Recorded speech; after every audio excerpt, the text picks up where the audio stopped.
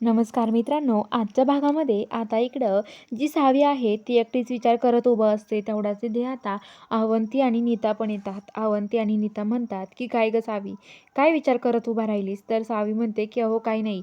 अहो मी विचार करत होते की हेच ना, काय करावं मला काहीच कळत नाहीये. तुम्हाला काय सांगू आता मी? तर आता लगेच सावी म्हणते की नीता त्या म्हणतात, अगं सावी कशाला टेन्शन घेते तू? टेन्शन घेऊ नकोस. अगं आम्ही सगळ्या तुझ्यासोबत आहोत ना, मग कशाला काळजी करते? तर ती म्हणते की हो तुम्ही आहात माझ्यासोबत, पण मग तर आता लगेच ते म्हणतात की हे बघ, आता आम्हीच नाही तर धीरे भाऊजी पण आता तुझ्या बाजूने उभा आहेत. त्यामुळे तुला आता काळजी करायचं आणि चिंता करायचं काही कारण नाहीये. तू काळजी चिंता काहीच करू नको, सोडून दे सगळं काही. सावी म्हणते की हो, तुम्ही मला सगळे सोबत आहे म्हणून तर मला लढायला ताकद मिळते, असं सावी म्हणते. तर त्या म्हणतात की हो ना, तुला यामुळे ताकद मिळते, आम्हाला पण माहिती आहे. आम्ही तुझ्यासोबत आहोत कायम सावी. तू काळजी करू नको. काही झालं तरी आम्ही तुझ्यासोबत आहे.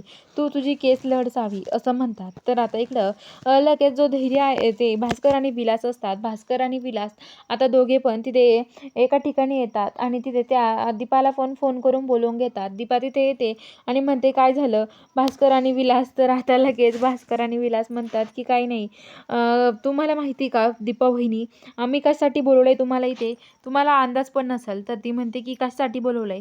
तर ते म्हणतात की हे बघा हेच काम होतं तुमच्याकडे आमचं. हे बघा हे जे आहे ना, मी तुम्हाला देतोय हे बघा, हे कागदपत्र आणि हे तुम्हाला हे देतोय ना, हे बघा काय आहे. आणि एक पाकीट ते दीपाजवळ देतात. दीपा ते पाकीट खोलून बघते, त्याच्यामध्ये खूप पैसे असतात. दीपा पैसे काढते आणि बघून त्या पैशाकडेच बघत राहते. ती खूप खुश होते कारण की तिला खूप जास्त पैसे मिळालेले असतात त्यामुळे. तेवढ्यात आता भास्कर आणि विलास बोलतात की काय, हिला पैसे मिळाले म्हणून एवढी खुश आहे ही? तर आता लगेच ते म्हणतात हे बघा, तुम्हाला पैसे असे तर कायम मिळत जातील, पण तुमचं आमचं काम तुम्ही केलं पाहिजे बरं का. तर ती म्हणते की हो, तुमचं काम करणार नाही असं कधी होईल का? मी तुमचं ना काम नक्कीच करत जाईल, असं म्हणते. तर ते म्हणते की हो, काम करत जा. तर आता लगेच ते म्हणतात की हो, काम तर करणारच आहे. तेवढ्यात आता लगेच इकडं ती नाहीतर भास्कर म्हणतो की नाहीतर तुमचा पगळ येईल, तुम्हाला तुमच्या वहिनीचा म्हणताल माझी वहिनीचा, माझी वहिनीचा. तर आता ती म्हणते की अहो मला जे लोक पैसे देतात त्यांच्याच मी काळजी करते, त्यांच्याच नातं धरते, नाहीतर दुसरे नाते मी सगळे तोडून टाकत असते, असं म्हणते. तर आता ती म्हणते की आता मला पैसे जिथं भेटेल त्यांच्या संगच माझं नातं आहे, असं बोलते. आणि पैसे देणाऱ्या माणसाशीच मी जास्त गोड असते. आता जी दीपा आहे ती पण यांच्या प्लॅनमध्ये सामील होते.